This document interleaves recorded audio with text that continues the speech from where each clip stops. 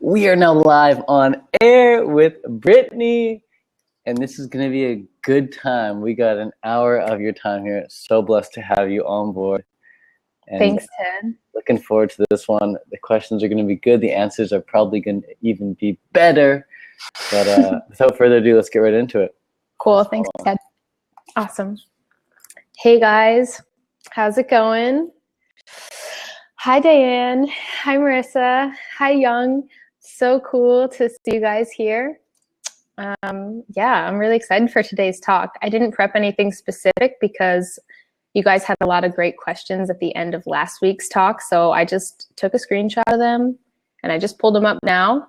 And I'd love to kind of like answer some of those and probably dive deeper into some of the topics that they bring up, and also just down to actually first and foremost answer any questions that you guys may have right now. So if you want to take a minute, and I'm going to take a sip of water and just get good to go, get all pumped up for this, and feel free to just like write down anything that you'd love for me to touch on in this hour that we have together.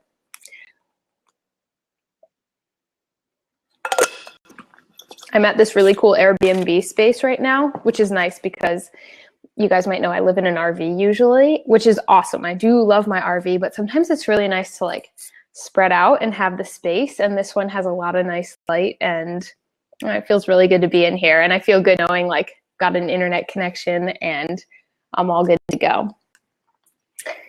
All right, just gonna make sure we don't have any questions. Okay, cool. We do have a question down below. So Young, I'm gonna start with this question. It's, hi, thoughts on monogamy? Is it possible to strive for a loving relationship with one individual for a lifetime without being in an open relationship? Is it too much work? Would it be easy just to be in an open till we find the one? Cool, I really like this question. Thanks for asking it. Okay, so you guys may know I share I just enjoy connecting with people authentically. And so like sometimes I refer to being in open relationships or polyamorous relationships. And what that all feels like to me is really having the freedom to be really authentic to myself, first and foremost, and to carry that out into the world, into all my connections, and to not have labels on things, to allow things to organically unfold. And that just is what feels best for me. And I think that that's the key, is like starting from this place where we're really deeply, authentically connecting with ourselves and figuring out what feels best from us, and then connecting with the world from that place. And I think that's going to look different for everybody and different at any given moment. So like your connections and the way you want to link up with people in the world are likely going to change based on your mood and your growth and what you're experiencing. So I'm really digging having these more like open relationships. I'm really digging diving deep with Connor in our, polyamorous open relationship. And I feel like that's really serving us right now. But I don't think that that's necessarily the case for everyone. I feel like some people may feel like they can have more safety to feel like they can experience the growth that they want, or the love that they want, or the healing that they want, or whatever it is they're wanting to cultivate in their life in a different style of relationship. I'm just going to refer to your question again because I want to make sure I'm hitting on it exactly. So I do think that it's definitely possible to strive for a loving relationship with one individual for a lifetime, like that you don't have to be in an open relationship. Is it too much work? Do I feel like we should just be open until we find the one? That's a good question.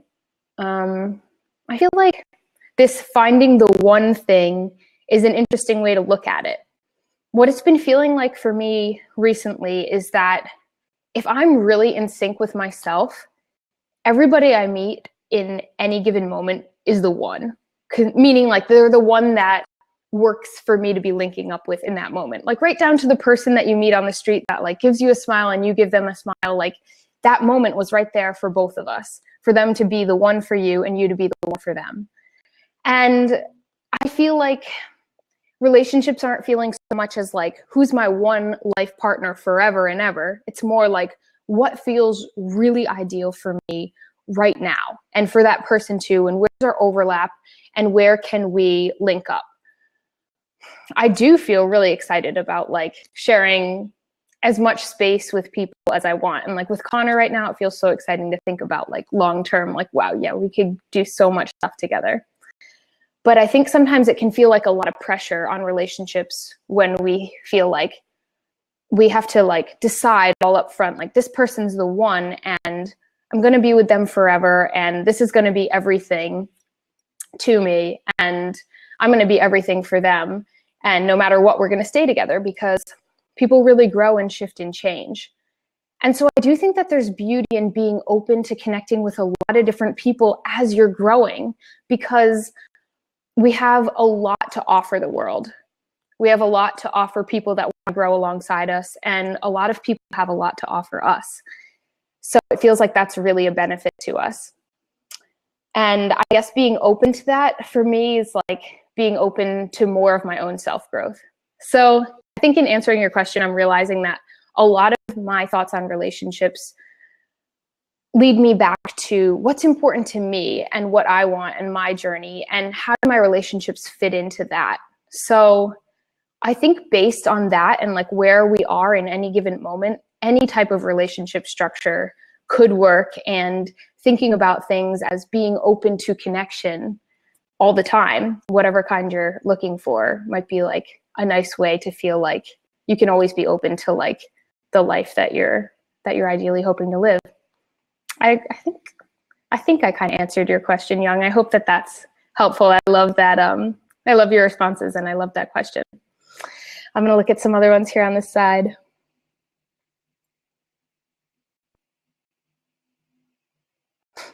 Thanks, Ted. I like that, what you said. Okay, Marissa, why do some people have feelings for someone and then the next day don't? It goes back and forth through the years. Yeah, this is such a great question. I love this question. I've really noticed this. I really notice how there's people that I'm attracted to in one moment in one type of way or multiple ways, and then in another moment, you know, I don't feel that attraction, or I feel differently, or the type of attraction I feel towards them is like shifting and changing. And yeah, I think that there is a lot of mystery in there, but a lot of it, I think it makes sense in like a feeling way, in knowing that we are always changing and growing, and that we're different in every given moment, and what we're feeling in any given moment can be changing. So like, we're really dynamic, diverse people. We have so many different, I want to say sides to ourselves, but I also just want to say like so many different parts of us that we like to express. And I'll notice like sometimes I'm in a really playful mood, and sometimes I'm in a more serious mood, or sometimes it goes on. And I think that everybody else is in that space too. So I notice that a lot of the time, like when I'm really in the zone, I feel like I link up with other people who are really in that zone. And that's when I really like click with them, when our energy is similar and we've just like synced up naturally. And I feel like that's like that really like exciting, vibrant chemistry we can feel with somebody. And sometimes, you know, maybe we make plans to link up with that person again, and we're just not in the same space that we linked up in before. And so it could feel different. And so I think that there's like that kind of level of things. And then there's also like, I think we find people that generally we notice we have a lot of the same themes going in our lives. And so we tend to link up with them a lot, and like maybe the activities we like to do and the way we like to express ourselves, or our physical attraction for them, that kind of thing. And maybe that's something that changes more slowly over time. So there's somebody that we're really connected with for a few years, and then we're like shifting and growing, and maybe we find people that we're more connected to for multiple years or lifetimes. So yeah, I think that attraction is really interesting and fun to explore. And like I said, like I really love just getting up every day and just kind of seeing what's exciting me and what's pulling me and who that is, and just being open to that, without fear of not being loved, or something changing, or not getting my needs met, or not meeting somebody else's needs. Hi Jonas, how did you find the Connonator? That's a great question. Connor and I met at the Woodstock Fruit Festival I'm trying to remember now, 4 years ago, 3 years, 4 years ago, 4 years ago, maybe. It was our second Woodstock. We had both been to the Woodstock before that, but we just didn't happen to cross paths, which is crazy because we had a lot of mutual friends, but that's the way the world works. You link up at the time that makes sense. And yeah, we just met there, and I had heard about him, and we were just really attracted to each other right away, but didn't necessarily express that to one another. But it did feel like we had real chemistry, and I felt like, wow, I just love this dude. I feel like he could be my best friend. And he thought I was married at the time. I was married at the time.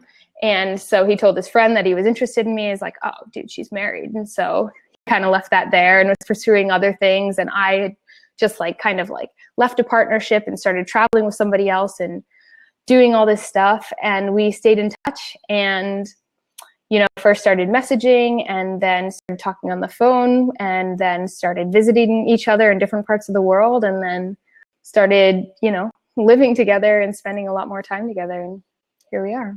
So that's how we met.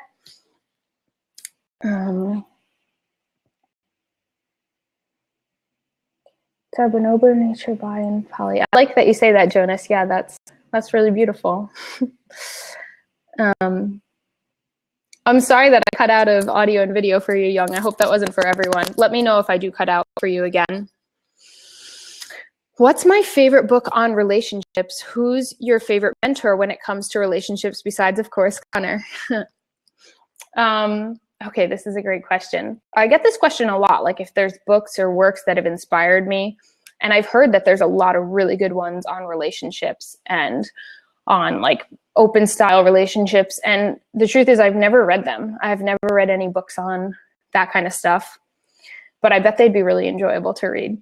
There's like The Ethical Slut and Sex Until Dawn, or is it Sex After Dawn? I never remember. But anyways, I know that they're awesome books. And honestly, in the last few years, I stopped reading, mostly. Stopped reading books. And it kind of happened subconsciously, but I think that it is intentional on maybe a subconscious level. And I realized that I was feeling like I read a lot of books for a really long time, and especially when I was getting into minimalism and just personal development and really wanting to take in a lot of information there so that I could grow. And I think I did. I think I took in a lot, and I wanted time to sort of integrate it. And during that time of integration, it gave me the opportunity to go deep within myself. And I noticed like I was finding a lot of answers just in being with myself and experiencing the world and being open to learning from me and from my experiences and from other people. And as I was starting to create more, like through YouTube and creating programs, I noticed I really had a desire for my content to feel like it was just unique to my experience. And I think I intentionally stopped reading other people's stuff. And during that time, what's developed is this recognition that I think like we all have the answers within us, and that maybe sometimes developing our connection with ourselves is one of the best resources that we could be fostering. And then we have it with us all the time. And I do love being inspired by other people and like trying on things that they're doing and seeing how they fit for me and then making them a part of my life in certain ways. And I also love like the stillness of going within and being able to find that like that truth for me in this other way. And also on a related note, but kind of the opposite of what I was saying, the last book I think I read was Nonviolent Communication, and I thought it, like, people had been telling me about it for a while, and I thought it was going to be good, but actually it was great. And especially on audio tape, because Marshall Rosenberg is just like got such a soothing voice, and the real life application of expressing compassion, which a lot of that comes down to like being loving. The real life practice of loving, I feel like, has totally transformed my life. So sex add-on, thanks. Great question. Thanks for that. And thanks for giving me the chance to reflect on this, because, yeah, like I said, I get that question a lot, and that's my answer. That's my fun tool. Take a sip of water and read these questions. Thanks for saying that, Ted. I love that. Yeah, NBC is great. Marissa, I want to answer your question. Does raw food allow you to be more expressive? Yeah, I think raw food has definitely allowed me to be more expressive. And I guess this is why. I think I always felt like I was spunky. I had a lot of spark. I had a lot of energy. But when I changed my diet, I really noticed a difference there. Like I was literally bounding out of bed on my third day eating raw. And so I think having that energy allowed me to be more expressive. And then what came next was like getting more in touch with myself and my emotions and feeling more comfortable with myself. And from there, I was able to open up to like this even deeper level of more authentic expression. So taking being expressive to another level of like, okay, like this is surface level me, but like what's below that and what's below that, and how much can I share with the world, and what's pushing my edge right now, and what just feels totally normal. And it's cool to reflect on that over time. I've been eating this way for like 4.5 years. And I think I was like pretty open and vibrant before, but definitely more shy and reserved. I would never have dreamed of making a video and like sharing it with the world and being like, this is who I am. And now that's what I do with a lot of my time. And I don't think I would have felt comfortable talking about like sex and sexuality and just like even like details of my personal life. And now I feel like such value in that. For me, I get to reflect on it, and I feel like I get to offer my experience as just data and potential inspiration for people to get to know more about themselves. So I know that raw food was a huge part of that journey for me. It was like minimalism and raw food really kicked me off, I don't know, jump-started my journey, and helped give me the clarity and then the potential to like dive deeper and to really express myself. So great question. I'm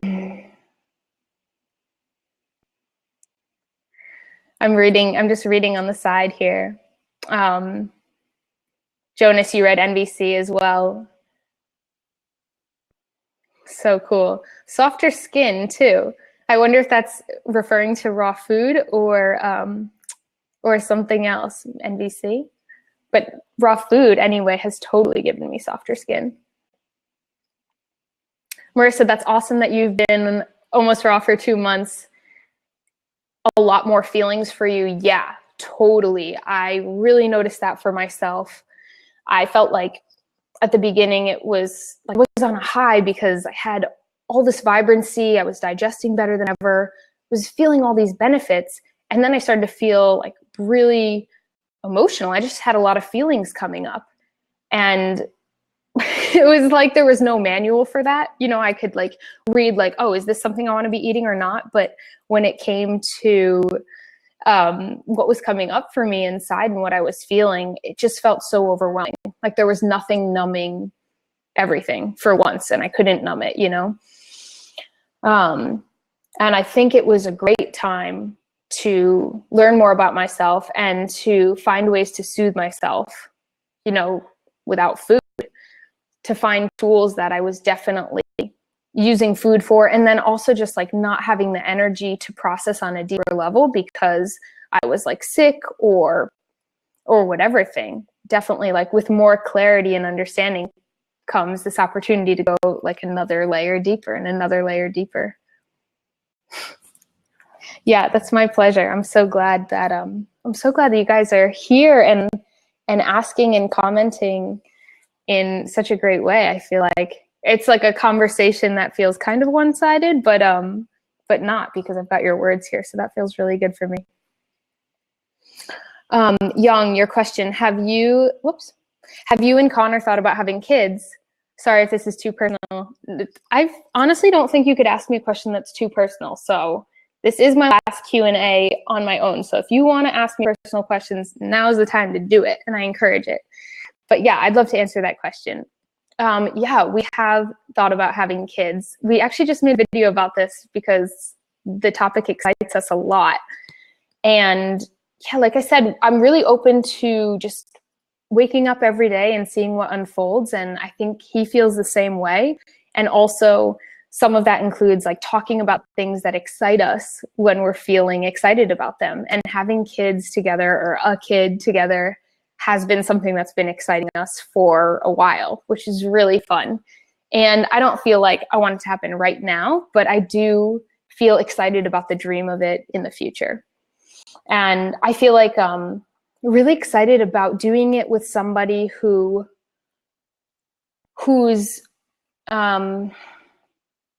who I love so much and who I love in the world. I love the way Connor lives his life. I love the ideals that he operates his life under. I love his belief system. I just love the way he grows. I feel like I love the love that he shares with the world, and to create another human with somebody like that, and then to be able to share our love as individuals and as a unit with this other human sounds like such an amazing experience. And I feel like there's a lot of ways that kids are raised in the world right now that I feel like aren't my ideal. And so it's really exciting to think about like being able to nurture a human in the way that I would love to be nurtured, in the way I'm still trying to nurture myself. Because essentially I feel like I'm relearning.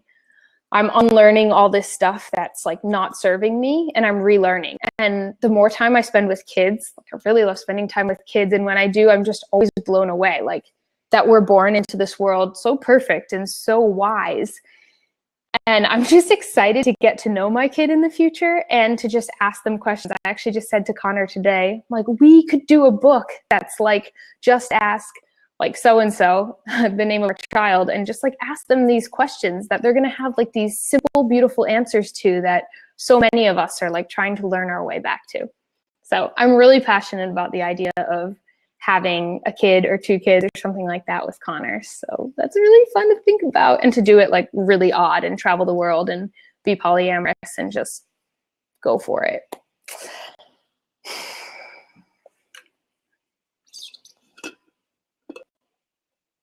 Okay, Jonas, I'm reading your question as I'm drinking a sip of water.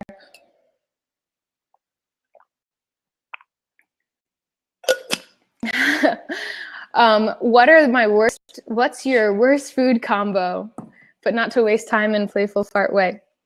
That's a great question. Anyway, that's a fun question. What's my worst food combo? Like digestion wise is what comes to mind when I read that. I wonder if that's what you mean. And I would say, shoot, I mean, honestly, the truth is simple combinations do best for me. When I start combining just about anything a little funky, it doesn't work well for me. But actually, you know what I have the most trouble with are grapes. If I eat grapes on top of like anything, or if my grapes haven't digested completely and then I eat something else, that seems to do it for me. That seems to be like the hardest thing. I'm not exactly sure why. I'd think it would be like eating dates or something like that on top of it, but it's grapes.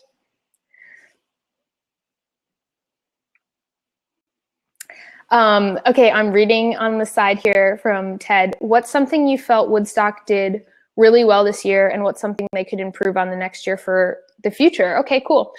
Yeah, so the Woodstock Fruit Festival, I imagine many of you guys, probably all of you know about it, but it's an amazing event, and I think I just had my 5th year there. And the last couple of years, I've gotten to teach acrobatics, and I've helped out with the produce team, and that's been like such a great experience. And the same organizers have been like putting their sweat and blood and love into this event. And I think they do a phenomenal job. What's something I think they did really well this year was the food. You know, honestly, the food every year, I feel like they do a better job with it. They get more efficient. I think that they really, overall, with the food and with everything, I think that they really take into account how it goes for everybody, what works out, and then they make modifications. And this year they just went above and beyond. They do every year, but like with the quality and the variety and the quantity of everything that they offered there.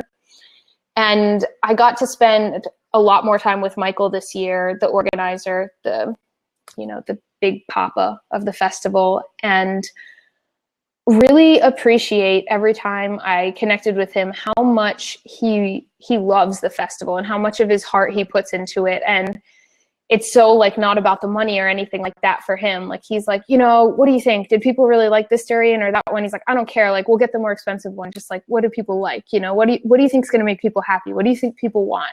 So I think that they do a really good job caring about people's experience and making modifications based on that. They've also like really changed the schedule up. The first few years, it used to be a lot more about informational talks and stuff like that. And over the years, I think they recognized like people were really wanting to connect with one another and to do fun things and move around and all that. And they've catered it more to that. So they have more activities for people to come together and enjoy together. What's something they can improve on for next year or the future? So I got to have a behind the scenes look at the festival for the last couple years.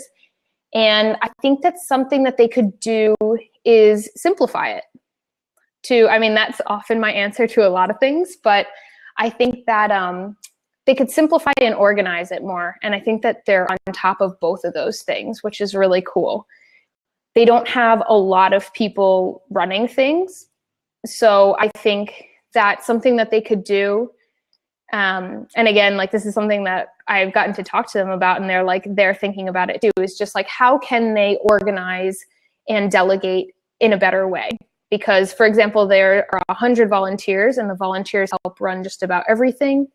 And right now there's like 1 or 2 people who oversee all those volunteers. So being able to break it down so that there's like leaders of different sections. So that way people know who to go to and how to do that. So simplifying and organizing that. And then I think also just like with the food, for example, I think it could be even simpler. And that's my preference. And also I think it would make it a lot easier having seen the kitchen from the back end and know that like sometimes it takes an extra hour to get dinner out because they were making cinnamon buttons all day and weren't able to prep dinner. So finding ways to like still delight the crowd with fun treats and also not pushing to the limit every time with with getting more and more out.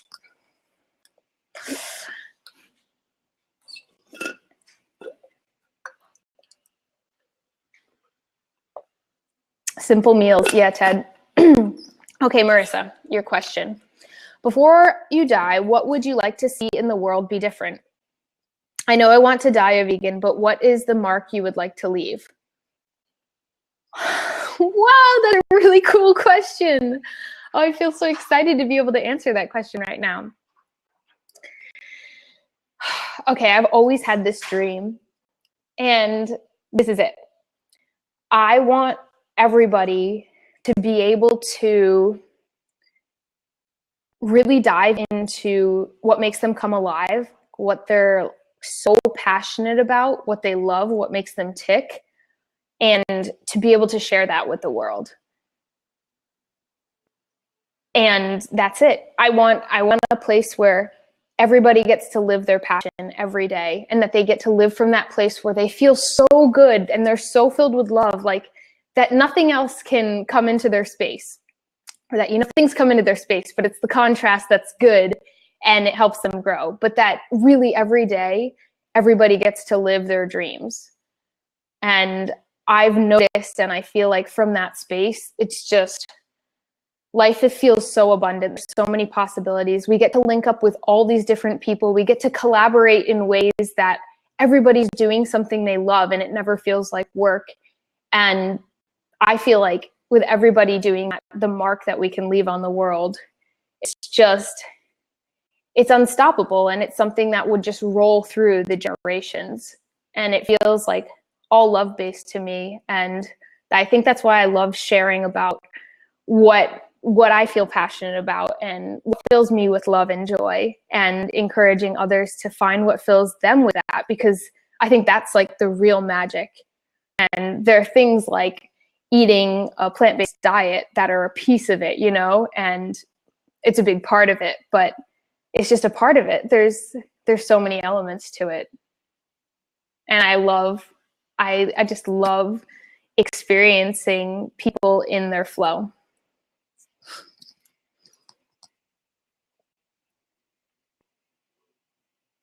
Thanks for quoting me, Ted. It feels so cool. It feels so cool to read those on the side.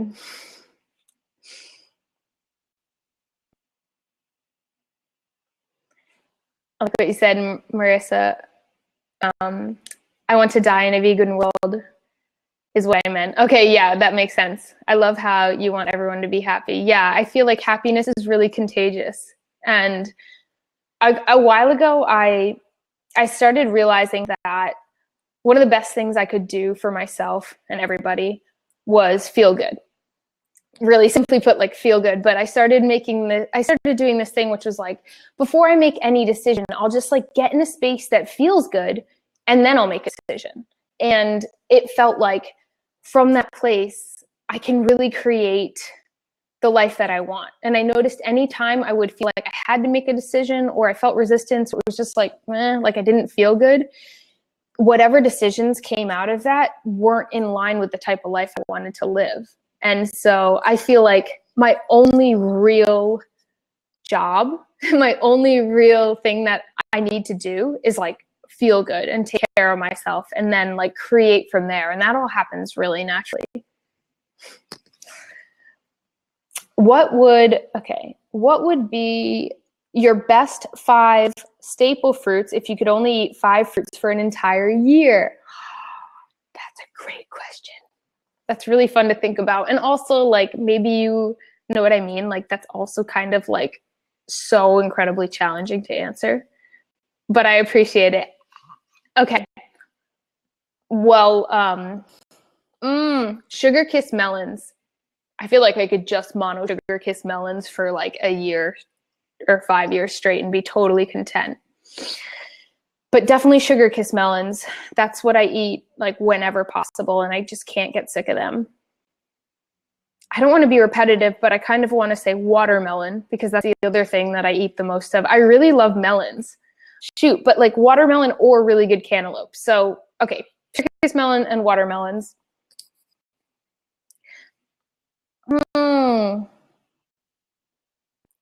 I want to say cherry moya, but I don't know if that's really fair. It's just that when I was in Peru this past year, I just monoed cherry moya like all the time because it was delicious and super easy to come by. I used to really love grapes, but like I shared earlier, like they give me grape belly sometimes and don't always digest well with other things. I just feel like melons digest super well for me, and they feel like such an ideal fruit. I always feel really hydrated. I never eat more than I can. I love melons. Okay. Bananas are pretty amazing and like super diverse and easy, and they always come in their own little package. So yeah, I guess I had to say bananas as well. And I'm like really down to eat bananas. I don't do it that often because I have melons instead, but I would. And let's see, one more fruit for an entire year. Shoot. Maybe like cucumber. I really like cucumbers. Yeah, there we go. Those are my 5. There you go. Yep. Nice. What are my thoughts on, I think that you might maybe meant salt, but now I'm curious. Yeah, cool. What are my thoughts on salt? Okay, good. Great question. So for the first, like 3 years that I ate a raw diet, I didn't have any salt. Like I would have salt, you know, randomly by accident, or like somehow it would come into my food, and then I would like get a headache and just feel really off and dehydrated, and yeah, my system just like didn't know what to do with it. So I didn't eat salt for a really long time, and then I was like living with a couple of raw foodists, and one of them was doing an experiment on salt with iodine, actually, specifically. And I remember like for maybe almost a year, or like at least for like 6 months, he was putting salt in his salad every day, and I was like, that just seems wrong. And I would try a bite here and there, and it would like kind of disturb my system in those ways I mentioned. And then like something shifted. I can't remember what. And I'm like, okay, I'm going to try a salt experiment, because he told me, he's like, well, you can't just have it here and there. Like you need to start with a small amount and like integrate it into your system.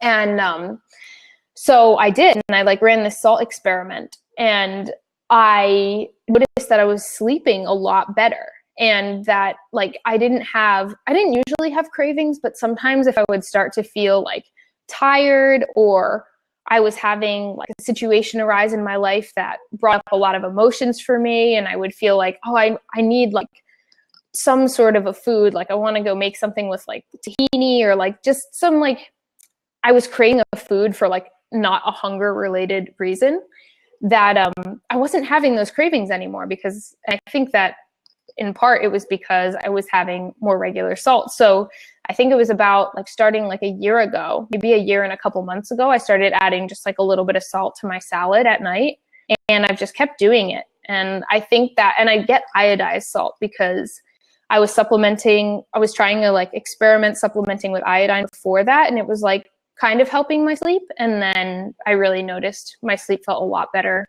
when I was using the iodized salt. So yeah, so now I eat salt. But I'm not attached to like always eating it or not eating it. I do think easing into it was a good thing for me, because my system wasn't used to it, which really makes sense. What are my thoughts on chocolate? Also honey. Okay. Do I sunbake? Like, you know, okay, cool. I love all these questions. What are my thoughts on chocolate and honey? Chocolate used to be like my favorite food in the world. I was a chocoholic to the max.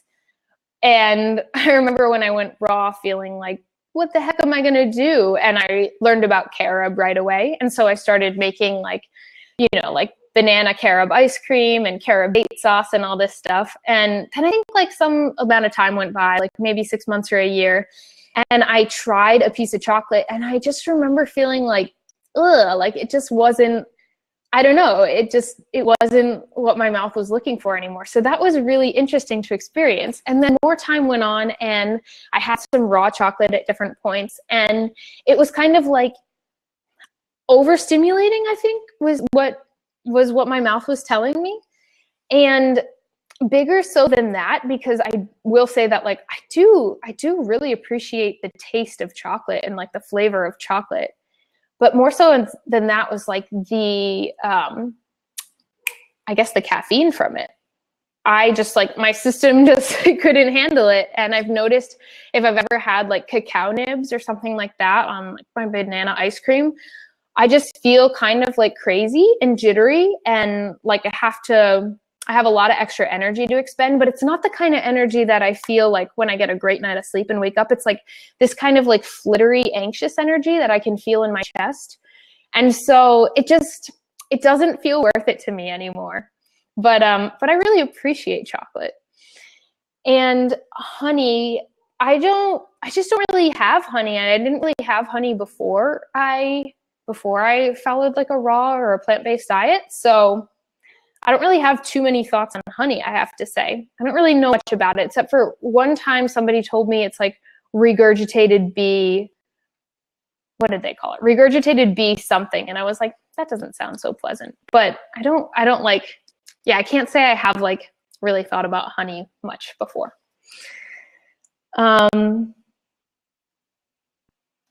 Marissa, just reading what you wrote, I don't feel good with salt, but it helps me keep raw at times. Yeah, that makes sense. Yeah, I think like totally like going with what feels best for your body. And it also makes sense that here and there, like I could see how it could be helpful to keep you raw. From Ted, do you sunbake, like lay in the sun? Yeah, I really love laying in the sun. That's one of the reasons it's so important to me to be in a warm climate year round. I just really dislike the cold, and also I love vitamin D, and I love the way my body feels in the sun. I've noticed like if I'm in the sun for the first time in a while, my skin like literally feels tingly. And I really noticed because like at the place I go, I like to sunbathe here in Austin at Barton Springs, and in this city it's legal for females to be topless, so I'll like sunbathe topless, and I can literally feel like more tinglies on my breasts, and I think it's because like they don't get as much sun. And I've had this conversation with people that like when we sunbathe totally nude, that like our nether regions feel tingly. So I think that there's like, I mean, I know that the sun is amazing and there's way more going on than we even realize, but it's cool to have that sensation to like let us know that it's really magical. It's really cool too, because I used to burn like crazy. And when I switched my diet, I was like blown away and stopped wearing sunscreen. And I just thought like I'd never be able to go in the sun without wearing sunscreen. Hi, Pia. It's nice to hear from you.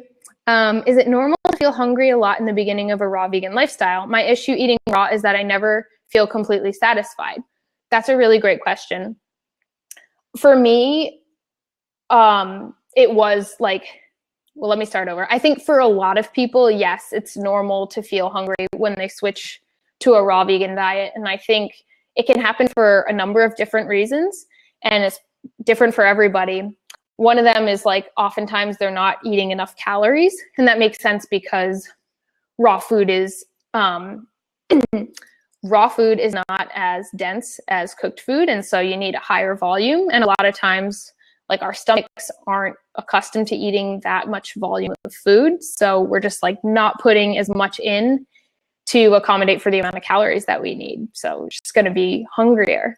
And I also know that sometimes, like for me, something I experienced, I had been eating a lot of fruits and vegetables. So eating the right amount, right quantity worked kind of better for me up front than I think it did for a lot of people. But something that I did notice is that I didn't feel as satiated in the same way I did before. Because before I was eating a raw diet, I ate like a lot of legumes and a lot of nuts. And I think that they felt like denser inside of me, and even like potatoes and stuff like that, and more cruciferous vegetables, all these things that I wasn't eating anymore. And the way I experienced satiation changed. And I remember that kind of like tripping me out for a while, for like a good while, like 6 months to a year. I kind of felt just different. Like it wasn't a heavy feeling in my stomach. Now, after I eat a big salad, usually I can like I'm ready to go play right after. And it's not a great idea. Like I do like to wait until I like go upside down after that. But for the most part, I feel like really still light after I eat a meal.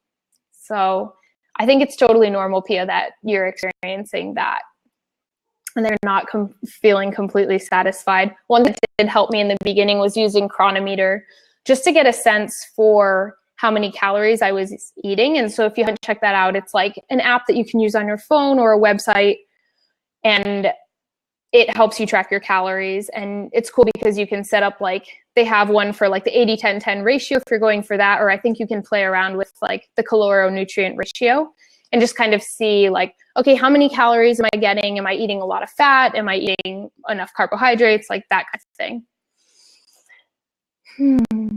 Diane, do you feel most poly relationships you observe are harmonious overall, or do you think that since people don't communicate well, they can get messier than monogamous relationships, since there are more people involved? Or is the possibility of problems about equal in your mind? That's a great question.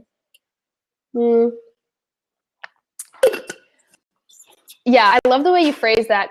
Honestly, overall, from what I've seen, I think I will choose C. I think that the possibility of problems is about equal in my mind. And from what I've seen, I think it really depends mostly on the people that are involved in any given relationship. I've seen really beautiful, harmonious, polyamorous, and monogamous relationships. And I've also seen ones that are really messy. And they all come in all like shapes and sizes and flavors. So definitely feels like it depends mostly on the people that are involved. And I think like the level of awareness and intention that goes into their communication and the energy that they're sharing with the other people involved. And again, that's why like I feel like self-love and compassionate communication is just so amazing. You get that too, Young. If I could live in one place other than Austin for 1 year, where would I want to live? From Wayne. Hey, Wayne. I hope you enjoyed your nap. Wow, that's a really hard question for me because I don't like to live in one place for a year at a time. I think the longest I've been in one place in the last like 6 years is about 3 or 4 months, and that was in Austin, and that was like a really long time for me. Usually I'm like one place for a month, 2 months, or 3 months, and then I'm like somewhere else. But if I had to choose one place to live, shoot, that feels really hard. There are other places that I really enjoy in the world. I like Chiang, Thailand a lot. I lived in Costa Rica for a couple of years. I really loved Cusco in Peru. I went there this past year. But I can't live any of these places for a year. And there's a lot more places I want to explore too. There's Hawaii, and I want to see the whole world. But I won't stay anywhere for a year, Wayne. I can't tell you. Pia, you can relate. I feel so good in the sun, such a different feeling than being in the rain or cold half of the year. Yeah, Pia, I really feel that. The sun feels so good. It just makes sense. It makes sense that like that's the natural climate we'd want to be in, and that we need from the sun. And that when it's cold outside, we create these like microclimates inside of our clothing to take care of ourselves. From Wayne, how do you dance so amazingly? Wayne, you're making me blush. That feels really good. How do I dance so amazingly? I love dancing. I don't know if all of you enjoy dancing as much as I do. Maybe not, but like I wonder if you guys enjoy dancing. I feel like I've always enjoyed dancing, but it's definitely changed for me over the last few years. And what I feel like my dancing is now is just like turning off my brain, getting into my body and my heart and moving. And I have no idea what I look like. I don't really care. I feel like it feels like such a beautiful direct expression of what's going on internally inside of me without the translation. Like a lot of times we use like language to translate or something like that. And I feel like dance feels like it's like this way of expressing myself where I don't have this other filter. So just like being me, just being cool with being me and like not giving a fuck like what it looks like or who's watching. I'm loving reading all of your stuff. Thank you guys so much for writing on the side. Like when I'm talking, I can see them just like kind of popping up, and I feel your support, and I feel like you're here with me, and I really care about everything you're writing. Thanks. Cool. I'm so glad, Jonas and Pia, that you guys are talking about that. Have I ever been to Phoenix? No, I've just driven through it. But it's pretty beautiful. Brianna, I like this. I enjoy it, but I don't think I'm good. I think that's what you mean. I think you're talking about dancing. And I love that because I have definitely had that feeling in the past, like in high school and stuff like that. Just like, I don't think that I look good when I'm dancing or whatever I was feeling. And I think going to ecstatic dance, having a container, like a safe container where people just look like whatever the heck they look like and nobody cares and everybody is loved and accepted, has been a really cool place for me to explore my dance. And I totally recommend it for people who want to explore theirs. And I tell everybody about it, like whether it's somebody who's danced before or not, because it feels like so much more than just dancing. It feels like such an important thing. And I think like humans naturally want to move our bodies in this creative way. Like whenever I see kids, they're dancing and they're moving and they're so creative, you know, like they don't care. And I think we have that innate ability inside of us. And it's cool to like be open to explore what's coming up. Like, why is it that I don't think I look good? And what does that even mean? And, you know, like loving that space and being able to learn about ourselves from there. And I think that's, yeah, ecstatic dance really is amazing, Brianna. I totally recommend checking it out. I love that this Vegan World Summit crew just gives us quotes of ourselves that are on the side during the conversation. It feels so good. I love how much you all love dancing and want to incorporate it more in your lives. I think that's so awesome. Do I love living in the RV, Marissa? Thanks for asking. I do. I love the RV. Just like I love living in Austin, just like I love, staying in Airbnbs and hotel rooms and all different things. And I think I love the variety of being able to do all of them.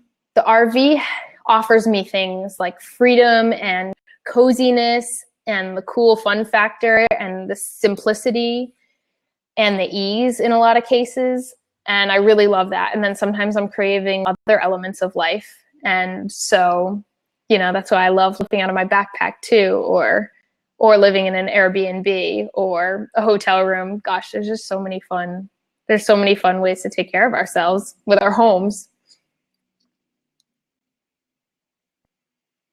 Stop next time. I know. Me and Connor need a hug or something. Live music for part of it. Ecstatic dance sounds amazing. Wow, you guys, I don't know how we've gotten here, but it's like 5:53 and we've been talking for 51 minutes. So that's pretty amazing. I guess I've been talking, but you guys have been typing. So I feel like we're all really collaborating here, and I appreciate that. Do you guys have any other questions that you want to ask me while you have me here? Because I'm like really open to anything you may want to know. Favorite movie of all time? Gosh, I don't watch that many movies, to tell you the truth. I feel like I did just tell somebody the other day that's like my favorite movie of all time. For a while, I would have told you Love Actually. I really love that movie. But I'm trying to think. I think there was another movie. Connor, do you remember that movie that I said was my favorite movie of all time? No. I don't know. But if I think of it, I said Love Actually. Love Actually is a pretty great movie. When you and Connor would connect with other people separately, did you have feelings of jealousy and insecurity, and how did you deal with them and become closer afterwards? I love that question, Marissa. Wow. Yes, this is so cool. So this has really changed for me over time. Like when Connor and I have been connecting, like specifically when we're connecting sexually with other people, I feel like, and typically like if he's connecting sexually with somebody else and I'm just like doing something, not connecting sexually with somebody else at the same time, I think those have been the times that have been like the most profound processing and learning experiences for me. Just like, what feelings are coming up for me right now? What am I learning from it? And I've gone through the whole range, and it's been a while that we've been doing this now. So I feel like what I really wanted was like a gateway into jealousy, to dive deeper into it, because I feel like jealousy is just like a word that for me has a lot more emotions hidden behind it. And what I've found is jealousy usually points to like me feeling lack about somebody else's abundance. And what I really want to feel is like compersion, which is like feeling excitement and joy for their abundance. And it's really easy to do that when I feel excited about life myself. And when I'm just like in my flow, then it's so easy to experience other people receiving pleasure and joy in the world. And sometimes it's hard, I think, especially in the beginning, when that's not something that we've been taught to do, to feel like I'm maybe over focusing on somebody else's experience and how it could be bringing up lack for me, or like fears that may be coming up. So I've really had this like beautiful dance with being in a good feeling place. And maybe like when Connor's connecting with somebody else, maybe I'm doing that as well, or maybe I'm just like enjoying my space. I've had a lot of beautiful times where I'm like journaling and stretching, or just like doing a favorite activity of mine, or like sometimes I'm crying and processing, or just like feeling the fears come up in me and then following them through and understanding like, what does this really mean? And what's it really pointing to inside of me? And like, what am I really afraid of? And what do I really need? And I feel like I did a lot of that, in the beginning. And now I feel like I've gotten to experience a lot more of the joy of it. And like, honestly, it turns me on, and I think it's super hot. And I love Connor, and I just think he's like such a full, awesome human. And I love that he's out experiencing a part of life that he really wants to. So now I get to tap into more of like, fuck yeah, like my best friend is like out there doing it, and that feels really good. And then when we come back together, we get to share whatever our experience was. And we share at a time that it feels really good for both of us. We don't feel like we have to do it right away when we get back together. It's just more like syncing up, enjoying each other. And then when we're excited to, we'll share. And that might be sharing about fears that came up or excitement or anything. And it usually involves a combination of things. And it's just a practice, and it's ever unfolding. And I feel like it doesn't have to look like anything specific, but it does feel like over time, jealousy is really like not a part of the equation for me anymore. That was a great question. The Sound of Music is amazing, Brianna. My sister's actually touring with the national tour of that right now. So I just got to see it live, which is really fun. Young, have I connected sexually with 4+ in one room? Yes, I have. And it was an amazing experience. Connor's laughing right now. It was amazing. Honest to say, other than like, yeah, I really recommend that. It's something you're looking for. 3 is amazing. 4 is amazing. 2 is amazing. I'd say get a large surface, like I had this experience on a king size bed and that worked really well, but I really have been appreciating our acrobatics mats because they're on the floor and it feels like there's no edge of a bed you're going to roll off of. So yeah, rock on. Thanks for that quote again. Oh, Marissa, thank you I'm so glad. I'm sorry, I'm not like speaking in this mode, but I'm just reading your comments and laughing. Pro tip, get a large surface when wanting to do a foursome. That really feels like one of the best tips I could give you. Marissa, thank you so much for that. I've really enjoyed all your questions and like all of yours, and I feel really like seen and held by you. Pia, thank you so much. I'm so glad I got to interact with you a little and hear your questions. And yeah, I'm looking forward to next week too. I'm so glad that you were in that play once too, Brianna. That's really fun. I wonder who you played. Which character did you play? Hey, Ted. Hello. We have a question, Wayne and I here. Oh my gosh, ask me. Wayne! It's for you and Connor, though, so you got to get Connor. Okay, he's right here. Connor, they have a question for both of us. Okay. I'll give him an ear.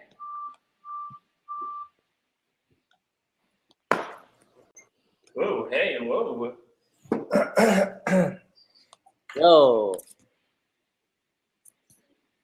Oh, well, hello. There he is.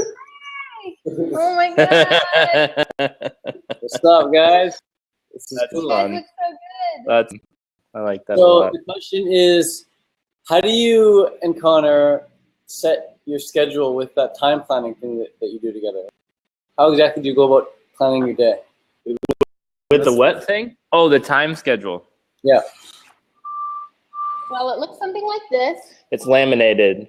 Oh, it's laminated. No way. Professional. Yeah. So, like, what do our day, like, what do the breakdown kind of look like? Yeah.